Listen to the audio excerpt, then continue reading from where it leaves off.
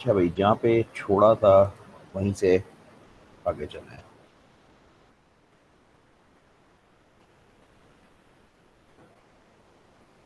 तो यहाँ पे हमने छोड़ा था process of booting.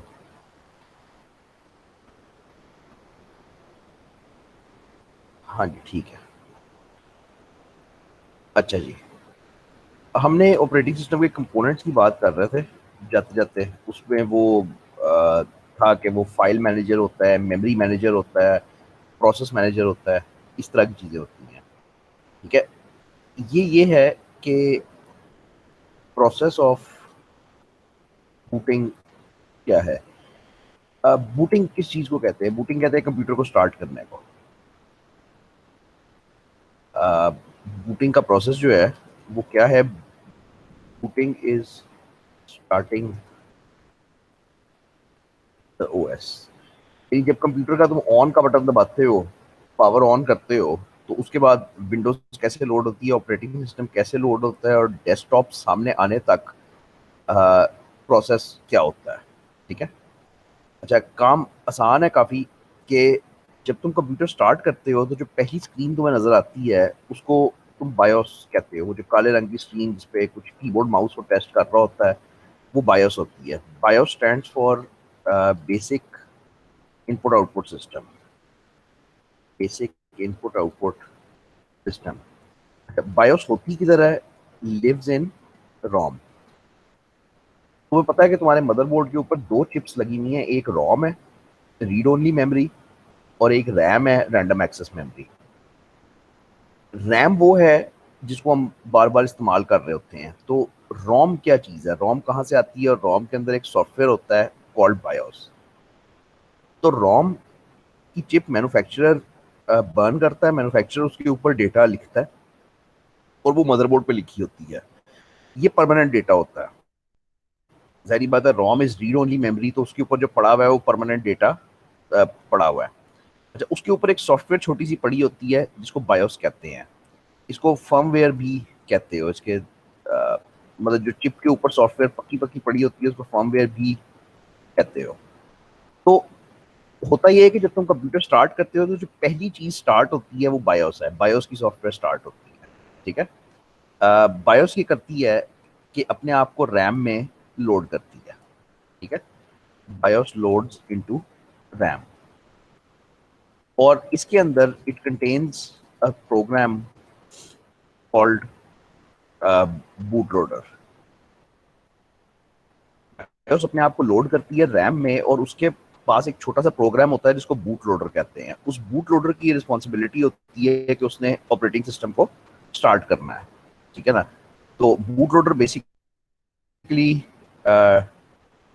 This tells the address of the operating system on disk. Boot loader basically सिर्फ ये बताता है कि ऑपरेटिंग सिस्टम किस जगह पे पड़ा हुआ है। ठीक है। अब ऑपरेटिंग सिस्टम हमेशा डिस्क पे होता है, हार्ड डिस्क के ऊपर होता है। तो बूट लोडर को ये पता होता है कि उसने किस जगह से ऑपरेटिंग सिस्टम को स्टार्ट करना है। तो वो उसको लोड करना शुरू करता है। Now boot loader starts to load OS from disk to RAM. आपको ये पता है कि हर चीज जो रैम में आती है वही आपकी स्क्रीन पे आती है, वही मतलब स्टार्ट होती है। तो इनिशियली स्टार्ट बायोस होती है, उसमें बूट लोडर होता है, वो बताता है कि डिस्क के ऊपर ओएस किस जगह पे पड़ा हुआ है। और फिर ओएस आहिस्ता आहिस्ता लोड होना शुरू होता है। लोड कहाँ से? ये वो विंडोज की स्क्रीन है जो आपको नजर आती है। वो जब विंडोज लोडिंग या कुछ ऐसी स्क्रीन नजर आती है तो उस वक्त क्या हो रहा होता है कि डिस्क से आपकी विंडोज कॉपी होकर रैम में जा रही होती है। ठीक है।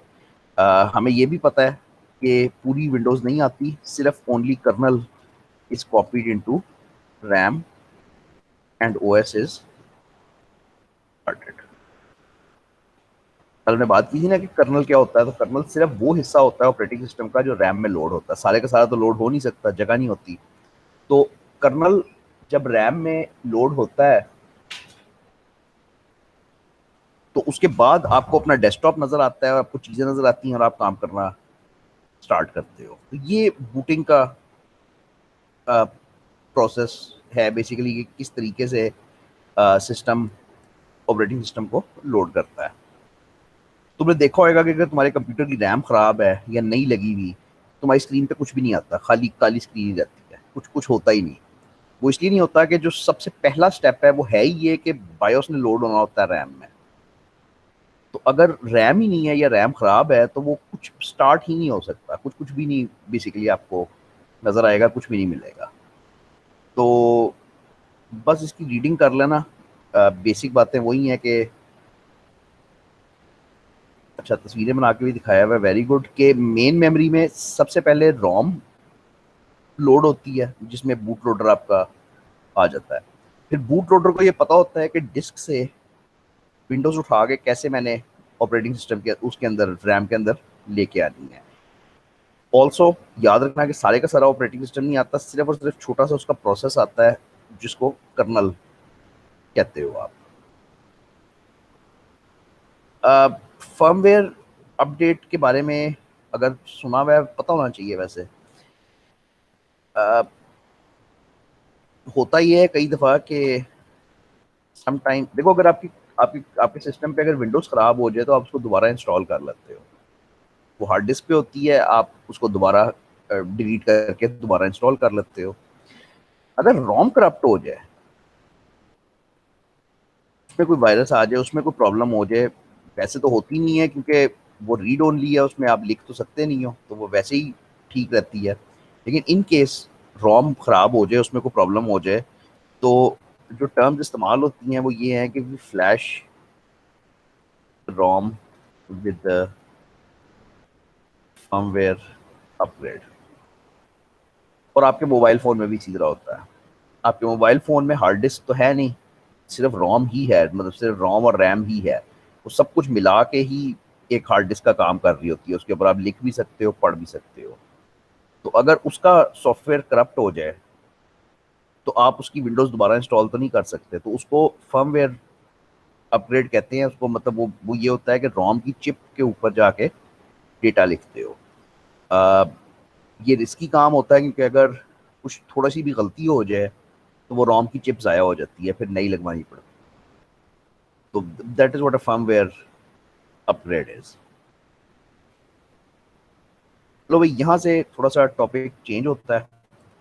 ये बात हमने कल भी की थी लेकिन इंपॉर्टेंट है, ज़रा फिर करेंगे।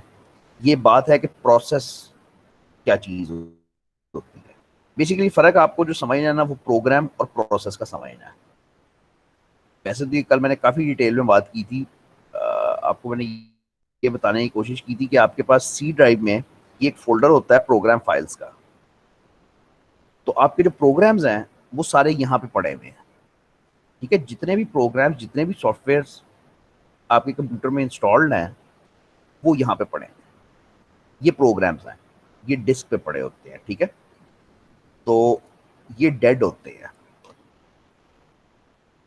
कल भी हमने यही कहा था कि programs are dead entities which live on the disk. ये डिस्क पे पड़े होते हैं और डेड होते हैं। डेड से मुराद है कि बस ये पड़े हुए हैं, कुछ कर नहीं रहे।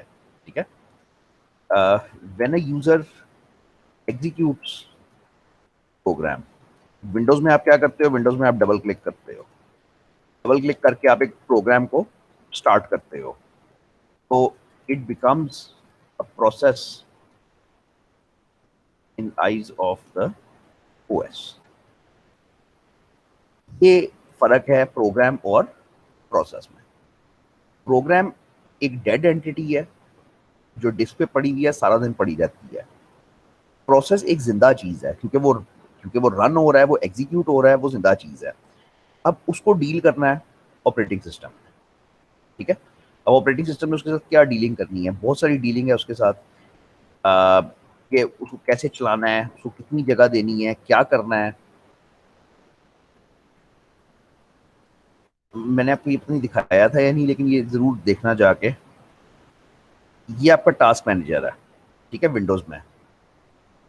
तो इसमें वो तमाम प्रोग्राम्स लिखे हुए हैं जो चल रहे हैं इस वक्त।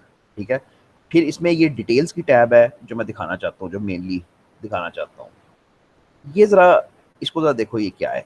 ये एक प्रोसेस है जिसका नाम है, ये प्रोसेस का नाम है, ये उस प्रोसेस का नंबर है, पिड प्रोसेस आईडी, जो ऑपरेटिंग सिस्टम ने उस प्रोसेस को दिया है।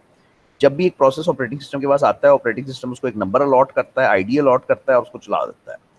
फिर उस प्रोसेस का स्टेटस है कि वो रनिंग है, सस्पेंडेड है, उसकी क्या सिचुएशन है, यूजर नेम है कि उसको स्टार्ट किसने किया है, सीपीयू एक्टिविटी है कि इस वक्त वो सीपीयू कितना इस्तेमाल कर रहा है, कितना इस्तेमाल कर चुका है, और सो ऑन।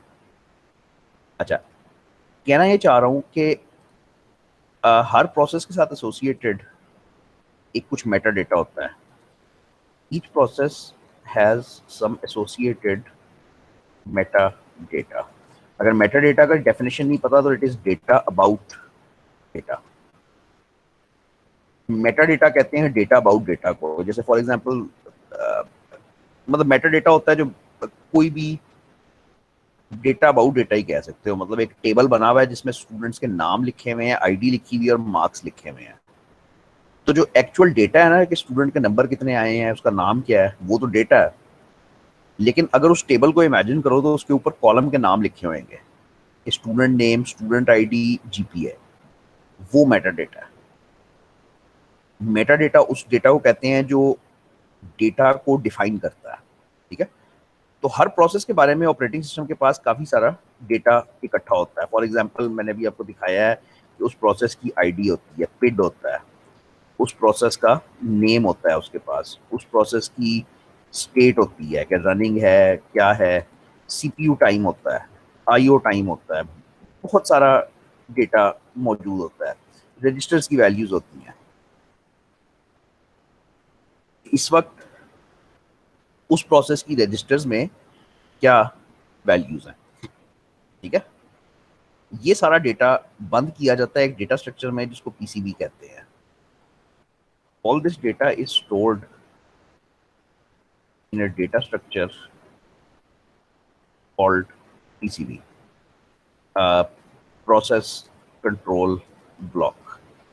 वो बेसिकली है क्या? वो बेसिकली यही डेटा है जो सारा यहाँ पे नजर आता है आपको टास्क मैनेजर में। ठीक है, तो ऑपरेटिंग सिस्टम ये सारा डेटा एक जगह पे रख लेता है जिसको पीसीबी कहते हैं।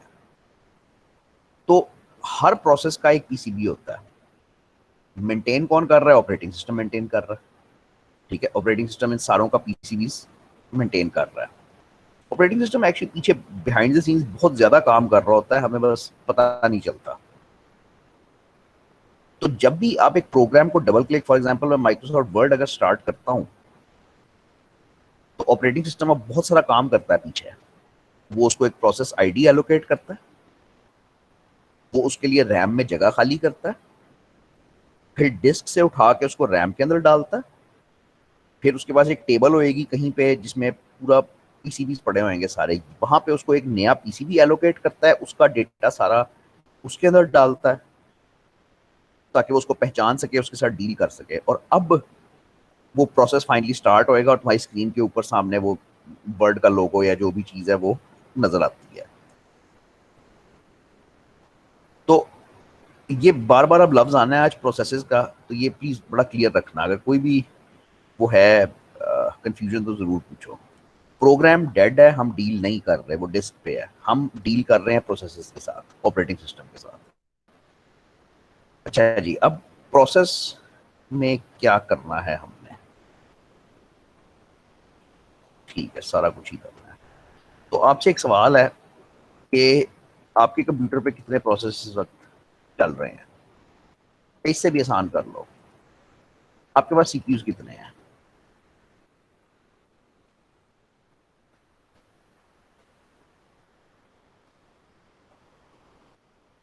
हाँ जी, कितने सीपीयूज हैं आपके पास? आप जिस लैपटॉप पे, जिस कंप्यूटर पे इस वक्त बैठे हुए हो, उसके अंदर कितने सीपीयूज लगे हैं? 1। 1। ठीक है, प्रोबेबली 1। शायद ही कोई बंदा है जिसके पास 2 सीपीयू लगे हुए, 3 तो किसी के पास भी नहीं होंगे ना। तो एक ही होता है, 2 नहीं होते यूजुअली। आपके पास अगर कोर i7 लगा हुआ है तो इट स्टिल मींस कि आपके पास सीपीयू एक ही लगा हुआ है। वो जो i7 में 7 है, उस 7 का मतलब कोर्स है, कोर्स का मतलब थ्रेड्स है। वो शायद आज बात समझ आ जाए कि उसका क्या मतलब है, लेकिन बेसिकली सीपीयू एक ही लगा हुआ है। कंप्यूटर साइंस का बेसिक असूल ये है कि one CPU can run one instruction या प्रोसेस कह लो अगर आसान करना है तो, एट अ टाइम। ये बिल्कुल बुनियादी असूल है कंप्यूटर साइंस का। सीपीयू 10 काम नहीं कर सकता, सीपीयू एक वक्त में सिर्फ एक इंस्ट्रक्शन चला सकता है। अगर एक इंस्ट्रक्शन सोचना मुश्किल लगता है तो समझ लो कि एक वक्त में एक प्रोसेस चला सकता है, बस दैट्स इट। अगर इस वक्त मैं पेंट चला रहा हूँ, पेंट की सॉफ्टवेयर, तो वो इस वक्त सिर्फ पेंट चला सकता है, वो और कुछ नहीं चला सकता। फिर मेरा क्वेश्चन ये है कि you are running many processes simultaneously,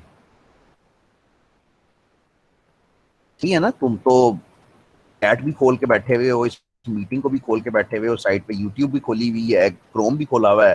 तुम बहुत सारे प्रोसेसेस इकट्ठे चला के बैठे होते हो और तुम्हें लगता है कि वो सारे इकट्ठे ही चल रहे हैं। मतलब तुम बेसिकली फुली मल्टी प्रोग्रामिंग वाली इन्वायरमेंट में काम करते हो ना। मतलब इनफैक्ट अगर तुम्हारा कोई प्रोग्राम स्लो हो जाए तो तुम्हें गुस्सा चढ़ता है कि ये क्यों स्लो हो गया। तो यूजर जो है 21वीं सदी का, वो फुली मल्टी प्रोग्राम माहौल में काम करता है, कई प्रोसेस चलाता है।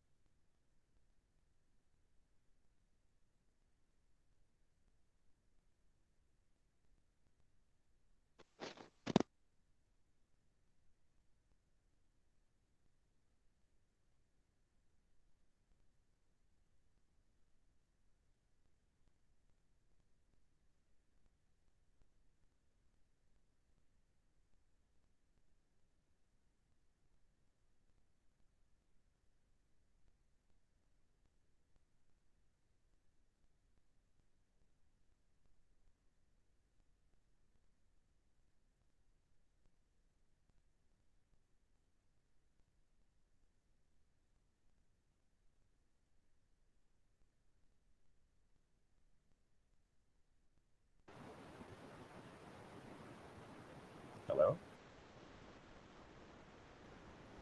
हेलो। जी सर जी। या मेरा इंटरनेट जंप हो गया था? स्क्रीन नजर आ रही है? नो सर, स्क्रीन नहीं नजर आ रही। अब आ रही है।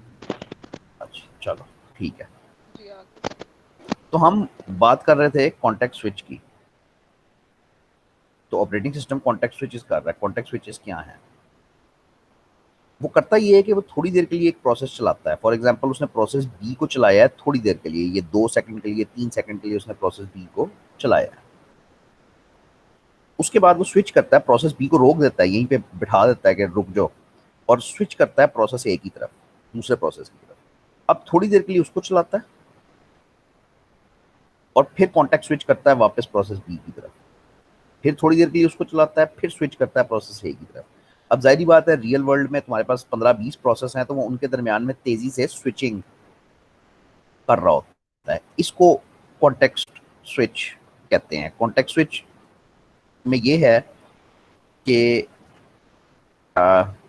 ऑपरेटिंग सिस्टम ये कैसे करता है कि operating system saves PCB of one process, stops it's execution, उसको रोकता है, and loads the PCB of next process and starts the execution of the next process. Imagine करो कि मैं दो कमरों में क्लासेस ले रहा हूँ, ठीक है? तो सारी बात है, मैं सेम टाइम पे तो दो कमरों में नहीं क्लासेस ले सकता, दो क्लासरूम्स में। तो कॉन्टेक्स्ट स्विचिंग ये है कि मैं एक क्लास में जाता हूँ, वहां पे 3-4 मिनट हम पढ़ते हैं, जिस जगह पे मैंने किताब को छोड़ा होता है वहां पे मैं एक निशानी लगाता हूँ और वहां से स्विच कर जाता हूँ दूसरे कमरे में।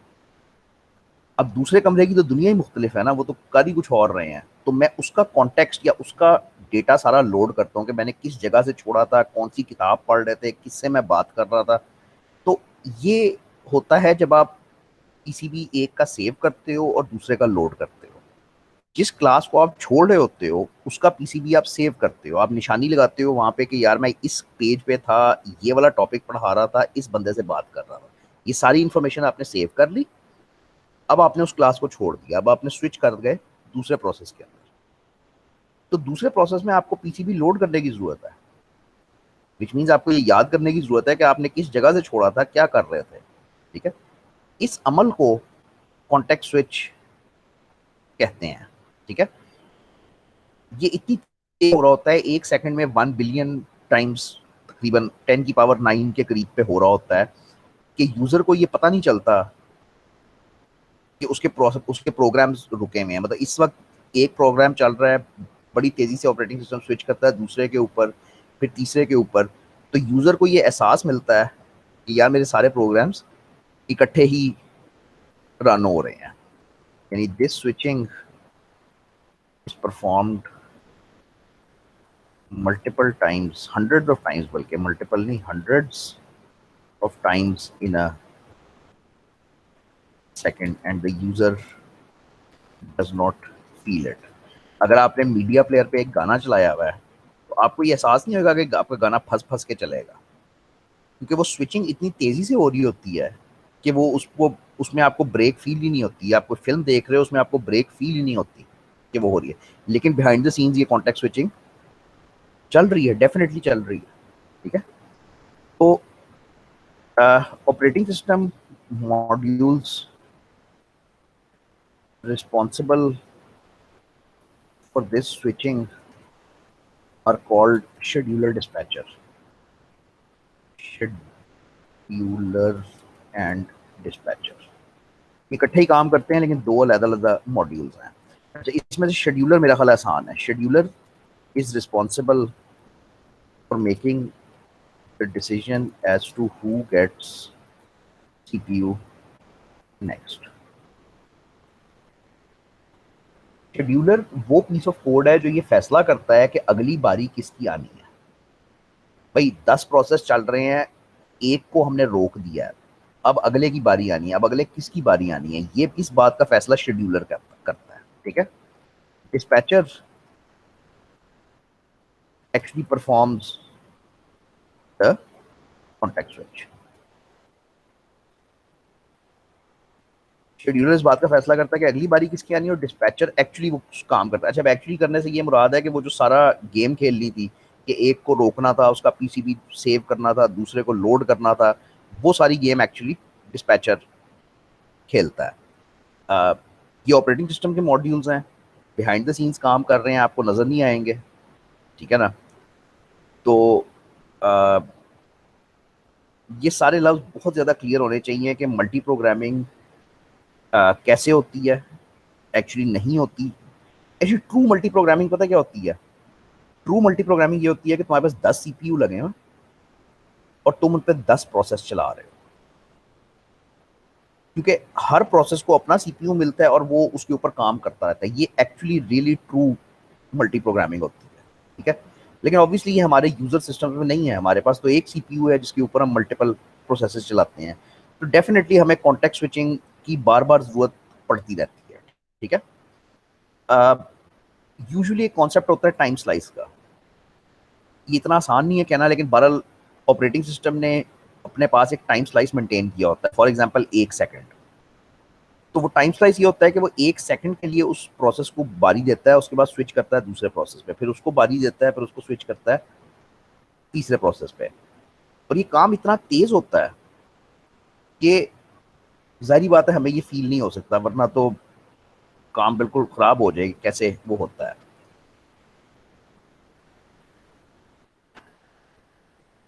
After each time slice expires after each time slice expires यानी बेसिकली मैंने उस कमरे में कितनी देर रहना था, 1 सेकंड रहना था। जब 1 सेकंड खत्म होता है तो the CPU gets an interrupt.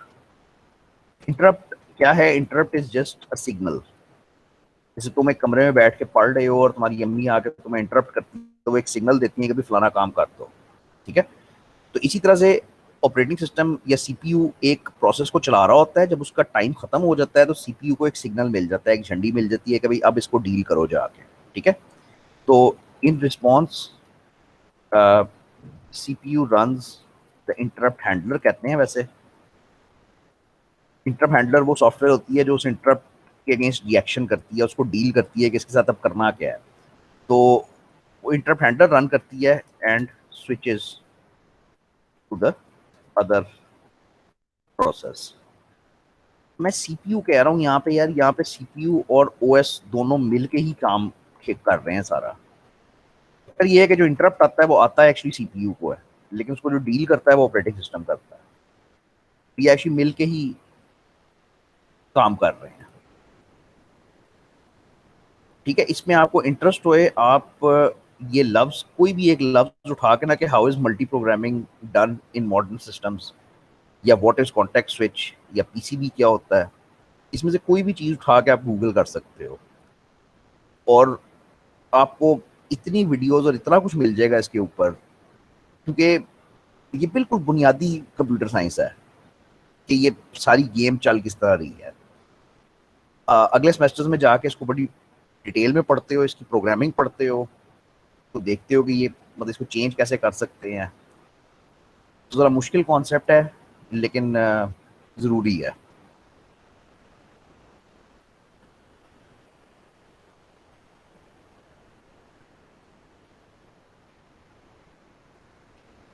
जो असाइनमेंट उसने दी है वो तो बुक में है ही नहीं फिर। मतलब असाइनमेंट इसी टॉपिक में से है, लेकिन आई थिंक इसी टॉपिक में से है।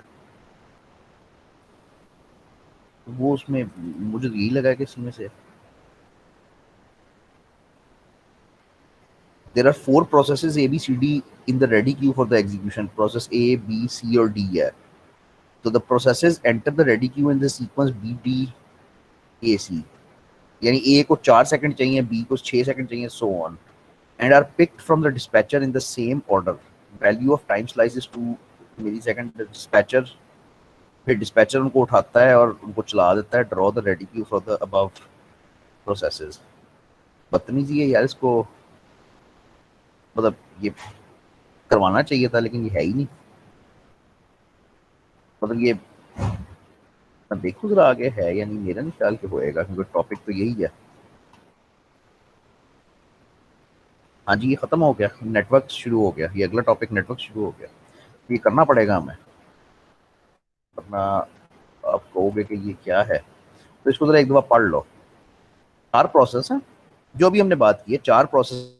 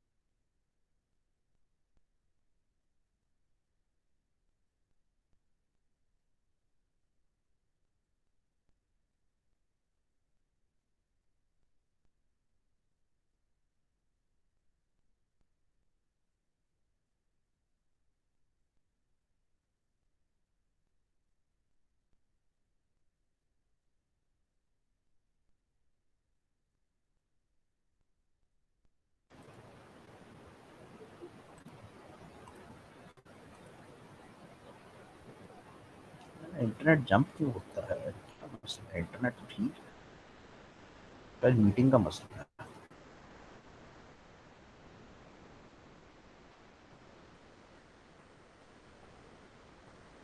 ठीक है भाई, चलूं आगे या कुछ पूछना चाहते हो तो? मैं आपको दिखाने ही लगा था कि अगर आप असाइनमेंट वाला क्वेश्चन बता दूंगा। गैंट चार्ट ऑफ प्रोसेस, अगर आप ये गूगल करो तो ये आपको मिल जाएंगे गैंट चार्ट्स के। अच्छा सॉरी, इसको वो करो, प्रोसेस शेड्यूलिंग। सॉरी, क्या पूछ रहे हो? सर असाइनमेंट वाला क्वेश्चन। ये असाइनमेंट वाला क्वेश्चन ही था ना? Okay sir. ये असाइनमेंट वाला क्वेश्चन ही था ना? जी जी सर। लेकिन इसमें मसले हैं। मतलब पहला मसला ये है कि ये गलत है। अब मैं बता नहीं रहा आपको कि क्या गलती है इसमें, क्योंकि वो फिर बहुत हटना पड़ता है टॉपिक से। तो होना तो ये ऐसे ही है, लेकिन इसको एमडीबी पे थोड़ा सा पूछ लो कि मतलब इस पता नहीं, आई डोंट नो कि कैसे ये करोगे। मेरे ख्याल में यही बेहतर रास्ता है कि ये जो बुक में जिस तरह का डायग्राम है ना, इस तरह से मुश्किल सा डायग्राम बनाओ।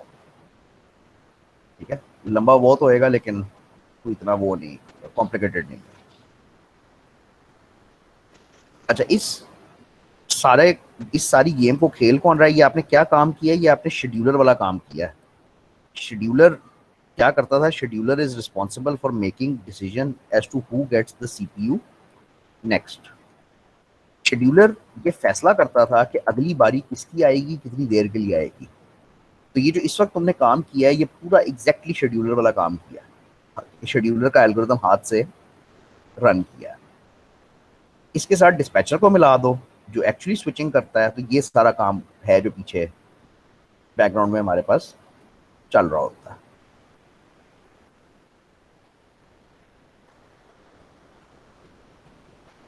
अच्छा, अब यहाँ से चीज़ें जो है ना वो ज़रा डिफरेंट हो जाती हैं।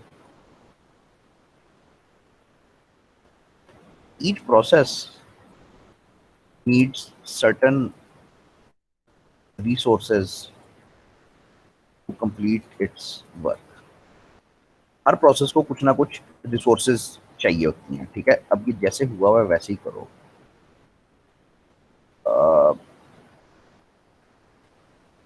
बिल्कुल भी नहीं हुआ हुआ तो ठीक है। तो resources can be considered as CPU, RAM, disk, IO, कुछ भी। भाई जब एक प्रोसेस तुम स्टार्ट करते हो तो उसको जरूरत होती है सीपीयू की भी, उसको जरूरत होती है रैम की भी, उसको डिस्क की भी जरूरत होती है, उसको इनपुट आउटपुट भी करना पड़ता है, उसको ये तमाम कंप्यूटर की रिसोर्सेज रिक्वायर्ड होती है।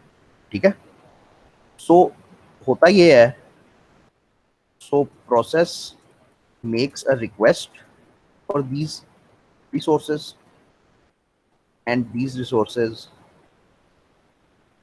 get allocated to the process। ये कहना आसान है, ये मतलब मुश्किल काम है बहुत ज़्यादा। ये इस तरह से है कि एकदम से आपके पास 10 स्टूडेंट आए और आपसे आके कहें कि मुझे फलानी चीज़ चाहिए, मुझे फलानी चीज़ चाहिए, मुझे फलानी चीज़ चाहिए, तमाम रिसोर्सेज। अब रिसोर्सेज तो लिमिटेड होते हैं, सीपीयू कम है, रैम कम है, ये सब, और हर कोई उसको मांग रहा होता है, तो इसको सारे को मैनेज करना पड़ता है। ठीक है, तो operating system manages resources among competing processes। हर कोई मांग रहा होता है ना, हर प्रोसेस कह रहा होता है मुझे भी ये दो, मुझे भी ये दो, मुझे भी ये दो, मुझे भी ये दो। अब हर एक की सुनी नहीं जा सकती, उसको मैनेज करना पड़ता है कि भाई सीपीयू कितनी देर के लिए किसको देना है, ये शेड्यूलर कर रहा होता है। रैम कितनी किसको देनी है, ये मेमोरी मैनेजर कर रहा होता है। डिस्क को फाइल मैनेजर देख रहा होता है। तो ऑपरेटिंग सिस्टम ने तमाम कंपोनेंट्स के लिए मैनेजर्स रखे होते हैं। तो बेसिकली मॉडल जो है, मॉडल इस तरह का है कि प्रोसेस डिमांड करता है आके, प्रोसेस रिक्वेस्ट करता है आके कि मुझे फलानी चीज़ें दे दो। ऑपरेटिंग सिस्टम ये हिसाब लगाता है कि ये क्या मैं ये रिसोर्सेज दे सकता हूँ या नहीं, कोई प्रॉब्लम तो नहीं है। और अगर दे सकता है तो वो उसको एलोकेट कर देता है, अगर नहीं दे सकता तो मना कर देता है कि नहीं दे सकता, ख़त्म बात, वो प्रोसेस पे स्टार्ट नहीं हो सकता। इसमें कंपीटिंग प्रोसेसेस का लफ्ज़ इंपॉर्टेंट है ज़रा, कि प्रोसेसेस आपस में compete कर रहे होते हैं रिसोर्सेज के लिए। सीपीयू एक ही है, हर किसी को चाहिए, सिंपल बात है, सीपीयू एक ही है। अब हर एक मांग रहा है कि सीपीयू चाहिए, तो वो उसको मैनेज करना पड़ता है कि कुछ देर के लिए किसी के पास, कुछ देर के लिए किसी के पास, कुछ देर के लिए किसी के पास। तो रिसोर्सेज आर द थिंग्स जो कंप्यूटर रिसोर्सेज हैं जिनको हमने एलोकेट करना है। रिसोर्स एलोकेशन का मॉडल ये है कि प्रोसेस रिक्वेस्ट करता है और ऑपरेटिंग सिस्टम उसको एलोकेट करता है। इसको वैसे तो तस्वीर ये बड़ी इंपॉर्टेंट है, इसको रिसोर्स एलोकेशन ग्राफ कहते हैं, ठीक है। लेकिन अब वो चलो मतलब मैं बता देता हूँ, लेकिन मेरा नहीं ख्याल कि कुछ ज़्यादा ये डिस्कस हुई हुई है। इसको तस्वीर को रिसोर्स एलोकेशन ग्राफ कहते हैं। इसमें प्रोसेसेस को सर्कल से दिखाते हो और रिसोर्सेज को रेक्टेंगल से दिखाते हो। गेम ये है कि प्रोसेस ए इस वक्त ये वाली रिसोर्स इस्तेमाल कर रहा है, यानी ये वाली इसको एलोकेटेड है, रिसोर्स 1 इसको एलोकेटेड है, वो इस्तेमाल कर रहा है। लेकिन प्रोसेस ए इंतजार कर रहा है इस रिसोर्स का। प्रोसेस ए को अपना काम मुकम्मल करने के लिए दो चीजें चाहिए थी, रिसोर्स 1 चाहिए थी और रिसोर्स 2 चाहिए थी। 1 उसके पास मौजूद है लेकिन 2 का वो इंतजार कर रहा है। तो प्रोसेस ए की इस वक्त हालत क्या होएगी, वो वेटिंग में होएगा, वो सस्पेंडेड होएगा, वो इंतजार कर रहा होएगा। अब जरा प्रोसेस बी को देखो।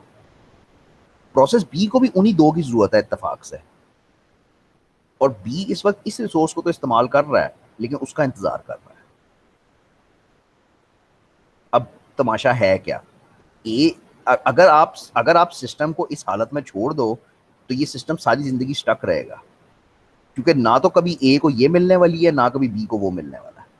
ए एक चीज पकड़ के बैठा हुआ है, दूसरी का इंतजार कर रहा है, और बी दूसरी चीज पकड़ के बैठी हुई है, पहले का इंतजार कर रही है। तो दोनों सारी जिंदगी एक दूसरे का इंतजार करते रहेंगे।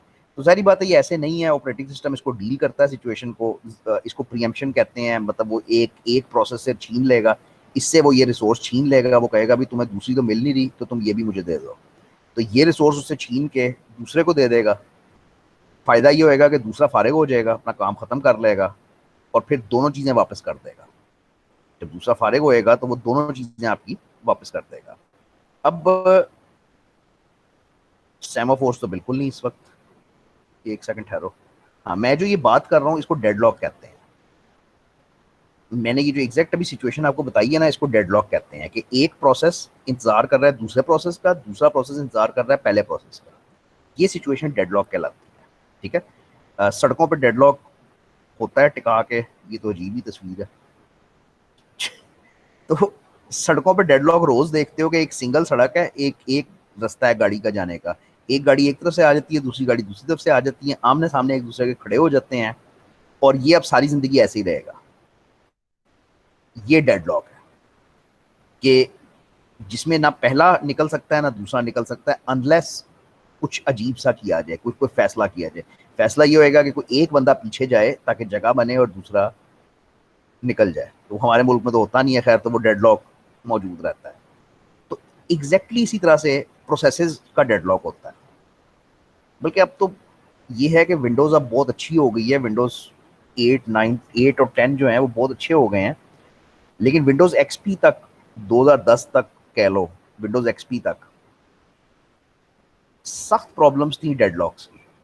ऑपरेटिंग सिस्टम के अंदर डेडलॉक्स होते थे, कंप्यूटर स्टक हो जाता था, आपको बिजली उतार के दोबारा लगानी पड़ती थी, रीस्टार्ट करना पड़ता था, फिर वो काम ठीक होता था। लेकिन अब आजकल विंडोज़ 10 में तुमने देखा होगा कैसे नहीं होता।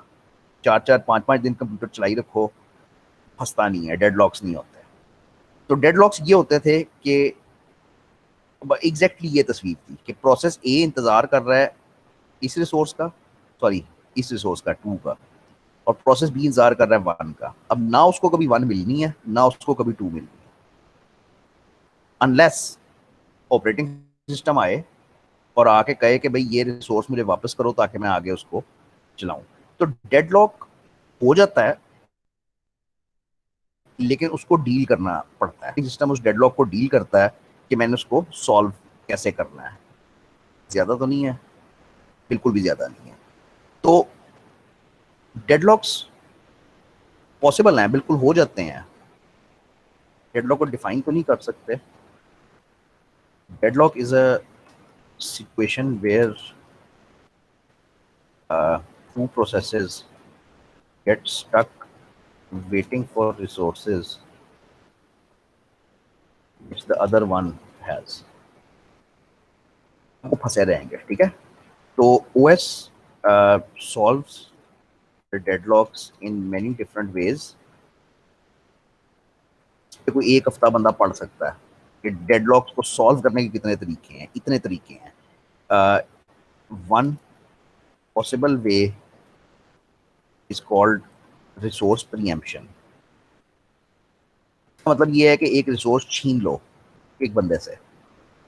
डेडलॉक हुआ क्यों हुआ है कि एक बंदा एक रिसोर्स पकड़ के बैठा हुआ है, दूसरा बंदा दूसरी रिसोर्स को पकड़ के बैठा हुआ है और दोनों एक दूसरे की शक्ल देख रहे हैं। तो एक रास्ता ये है कि रिसोर्स प्रीएम्पशन कर दो और एक बंदे से रिसोर्स छीन लो। दूसरा रास्ता ये है कि किल वन प्रोसेस। ये बड़ा मजेदार रास्ता है। अगर सड़क पे ये होए तो ये होए कि हम एक गाड़ी को गोली मार के उसको कहें कि तुम मर जाओ और दूसरी गाड़ी निकल जाए, ठीक है। ये बड़ा ही डेस्परेट रास्ता है, होता नहीं है ज्यादातर, लेकिन बहरहाल ये एक रास्ता है कि आप एक प्रोसेस जो इन्वॉल्व है डेडलॉक में उसको मार दो। अब अगर वो मरेगा तो वो डेडलॉक खुल जाएगा ना, रास्ता खुल जाएगा। तो एक ये रास्ता है। बहरहाल ये ब्रीडिंग कर लेना मुश्किल नहीं होएगा, थोड़ी बस ओपन डिस्कशन होएगी कि मतलब ये भी कर सकते हो, ये भी कर सकते हो। अब सेमाफोर में छोड़ आए हूँ, सेमाफोर में कैसे करवाऊँ आपको? सेमाफोर तो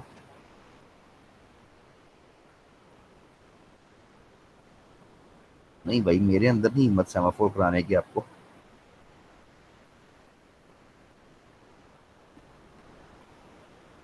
शायद उसने बड़े बेसिक लेवल पर रखा है, इस वजह से करवा रहा है।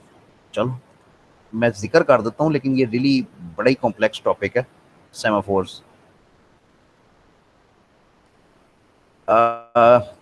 सेमाफोर्स हैं क्या? Basically semaphores are integer variables. Numbers होते हैं, वेरिएबल्स होते हैं, इंटीजर वेरिएबल्स होते हैं। these are used to resolve deadlocks and synchronization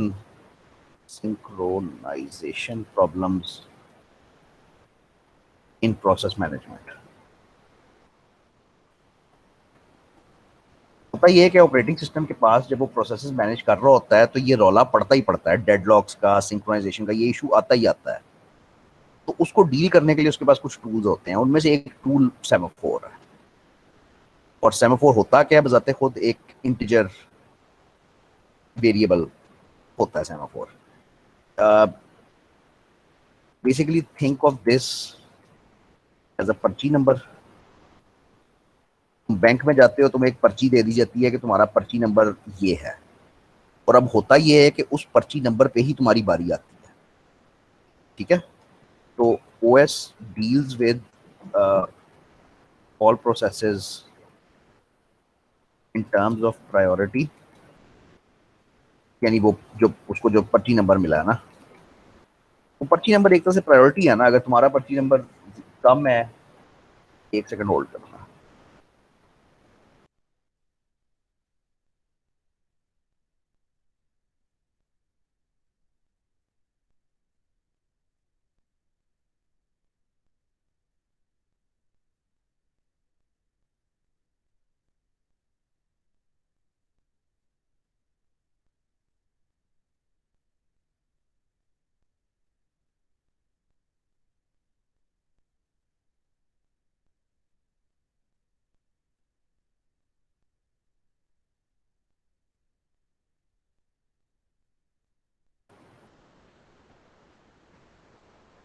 तो वो जो पर्ची नंबर है बेसिकली वो आपकी प्रायोरिटी नंबर है कि आपको कितनी प्रायोरिटी मिलेगी, पहले किसकी बारी आएगी, बाद में किसकी बारी आएगी।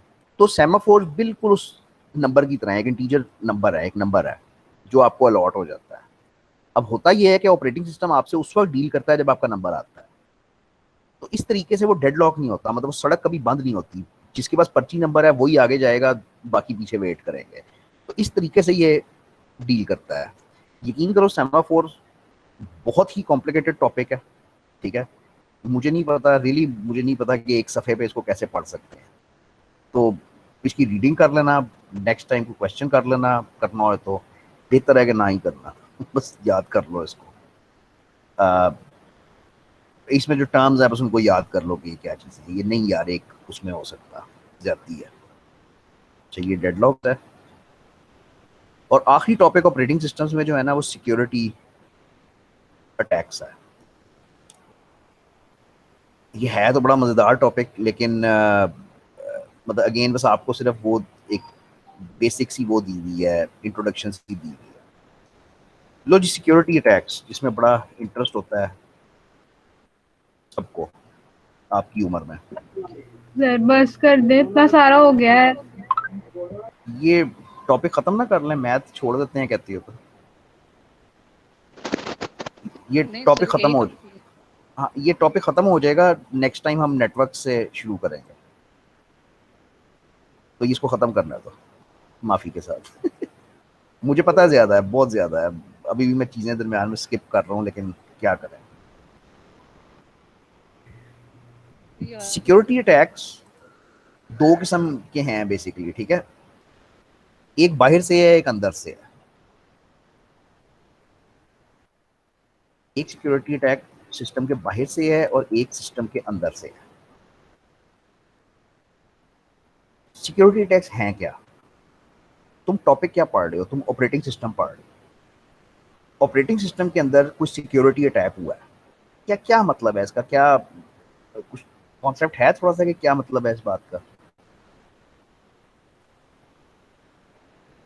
ये हैकिंग है, ठीक है ना। तो हैकिंग क्या है कि बेसिकली तुम्हारे कंप्यूटर सिस्टम की एक्सेस किसी और बंदे को मिल जाए to do anything. Hacking simple terms में ये है कि किसी तरह से कोई बंदा तुम्हारे कंप्यूटर सिस्टम तक पहुंच जाए और उसके ऊपर अपनी मर्जी से काम कर सके, अपनी चीजें चला सके, अपनी मर्जी से काम कर सके। अब ये दो किस्म के सिक्योरिटी अटैक्स होते हैं। एक ये होता है जो बंदा बाहर से आता है, ये ज्यादातर नेटवर्क से आएगा, तुम्हारे केस में इंटरनेट से आएगा, क्योंकि तुम्हारी डिवाइसेस, तुम्हारा फोन, तुम्हारा ये लैपटॉप, तुम्हारा कंप्यूटर, तुम्हारा टीवी, तुम्हारा फ्रिज, ये हर चीजें इंटरनेट पे कनेक्टेड होती हैं 24 घंटे। तो जब तुम इंटरनेट पे कनेक्टेड होते हो तो इंटरनेट से एक रास्ता तो बन गया ना, सड़क तो बन गई, कोई भी आ सकता है। ये आउटसाइड अटैक्स है, ठीक है, कि बाहर से कोई आके तुम्हारे सिस्टम्स के अंदर हैक करता है। इनसाइड अटैक्स ये हैं कि जो ये विद इन ऑर्गेनाइजेशन तुम कंसिडर कर सकते हो।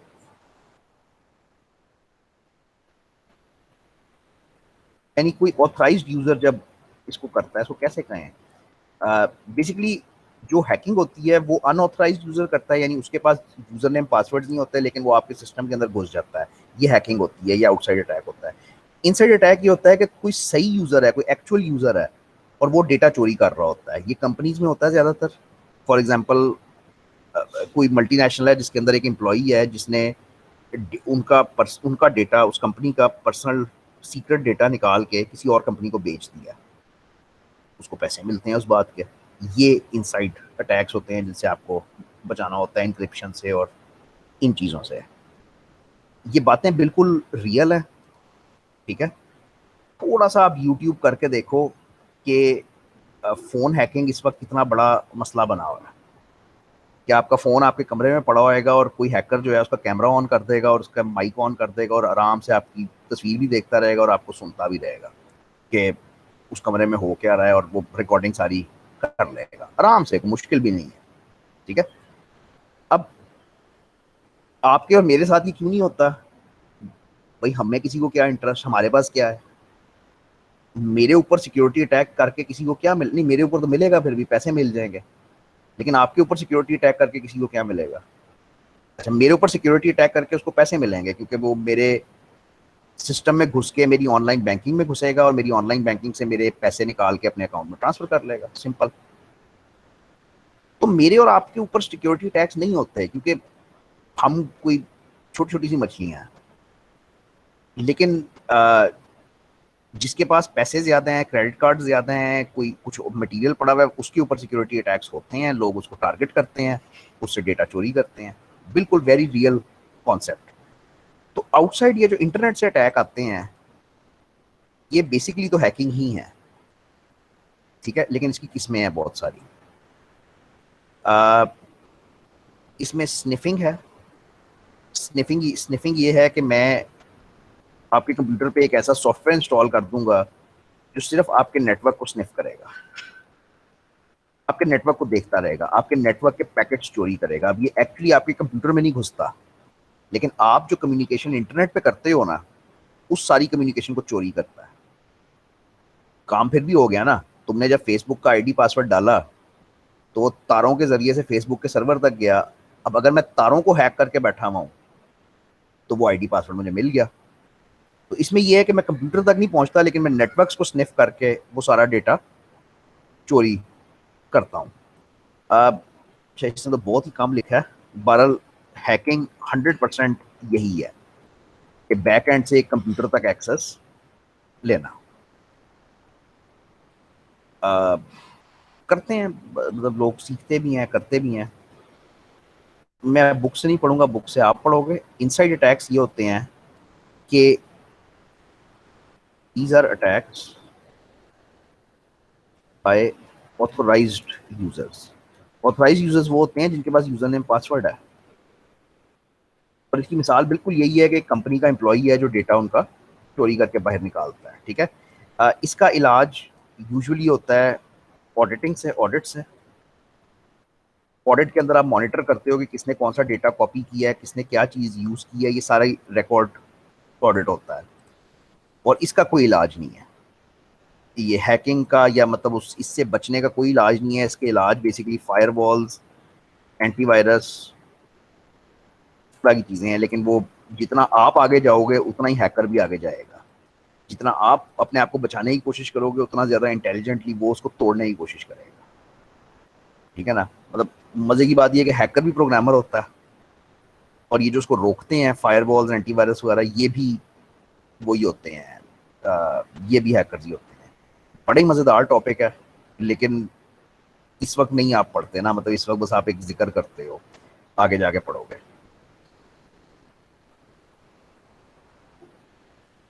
ठीक है भाई, मुझे पता है कि ये काफ़ी ज़्यादा हो गया, ये बेसिकली असाइनमेंट की वजह से ज़्यादा हो गया। तो मैं अब आपको मैथ से आपकी जान छुड़ा देता हूँ। आज मैथ्स ना करो, जरूरत भी नहीं है करने की। मैं यहाँ से नेक्स्ट टाइम शुरू करना चाहूँगा नेटवर्किंग से। ये टोटली नया टॉपिक है और आसान है, कदरे आसान होएगा। ठीक है भाई,